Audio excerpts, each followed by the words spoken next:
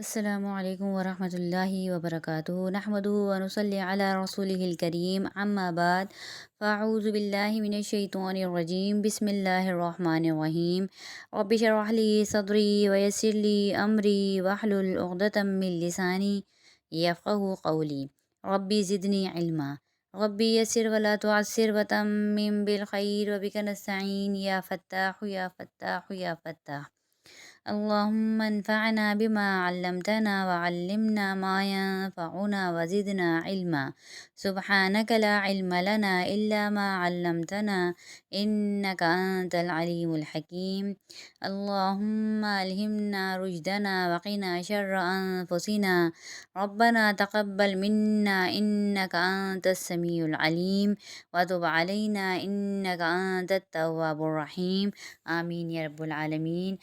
آج ہم اگلے مخرج کا آغاز کرتے ہیں۔ ہمارے اگلا مخرج ہے زواد۔ زواد کی ترتیب دیکھتے ہیں نقشے میں۔ زبان اور زبان کے نیچے کی دونوں سائڈیں وہ کیا کہلاتی ہیں؟ حافۃ اللسان۔ حافہ عربی میں کہتے ہیں دو موٹے کنارے، ٹھیک ہے، اور لسان کہتے ہیں زبان، یعنی حافۃ اللسان کا مطلب ہوا زبان کے دو موٹے کنارے۔ یہ زبان کا زبان کی اگر ترتیب دیکھیں تو زبان کا پچھلا جو حصہ ہے اس کی دونوں سائڈیں وہ کہلاتی ہیں حافۃ اللسان۔ حافۃ اللسان سے حرف ضاد ادا ہوتا ہے، اس لیے یہ حرف حرف حافہ کہلاتا ہے۔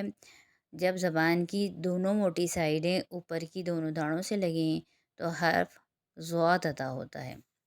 دوسرے نقشے میں کلیئرلی طور پہ سمجھتے ہیں، دیکھیں دونوں سائڈیں حرف حافہ حافۃ اللسان کہلا رہی ہیں اور دونوں سائڈوں سے مل کر حرف ادا ہو رہا ہے ضاد۔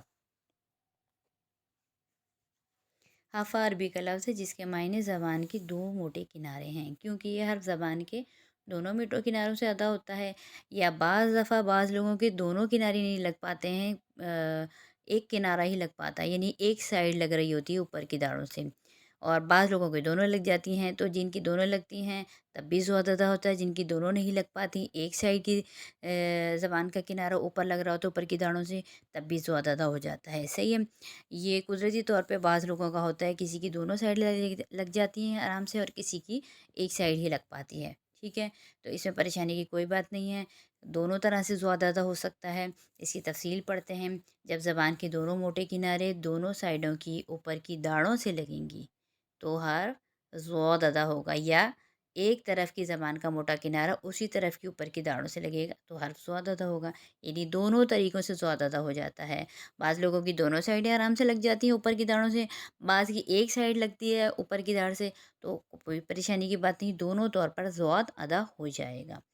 امید ہے آج کا لیکچر آپ لوگوں کی سمجھ میں آ گیا ہوگا۔ اپنا سبق اچھی طریقے سے ریوائز کر کے گروپ میں سینڈ کیجیے۔ اللہ تعالیٰ ہمیں قرآن پڑھنے، سمجھنے اور عمل کرنے کی توفیق عطا فرمائے۔ سبحان ربک رب العزت عما یصفون وسلام علی المرسلین والحمد للہ رب العالمین۔